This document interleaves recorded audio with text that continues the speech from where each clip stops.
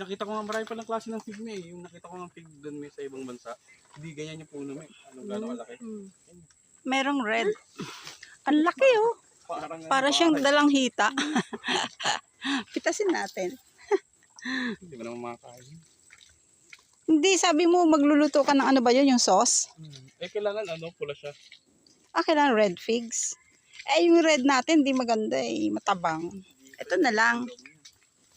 Pitasin natin. Ayan no. 1. Ay, matigas pa siya. Matigas pa. Parang kahoy yung loob. Oh, ang tigas. Hindi pa pala hinog. Sayang, ang laki oh, parang dalang hita. Napitas ko tuloy. Matigas pa pala nak. Ayan. Hilaw pa din. Hilaw pa rin. Kailangan, ano yan? Ayan oh.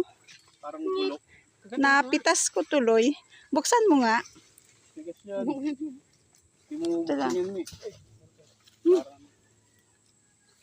Parang maayod sa mirror. Kala ko hinog na. Ayan.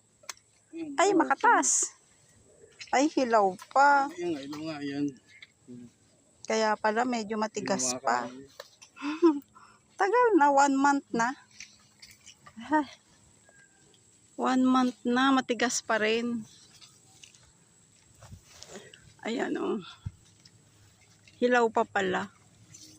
Kasing laki ng dalang hita.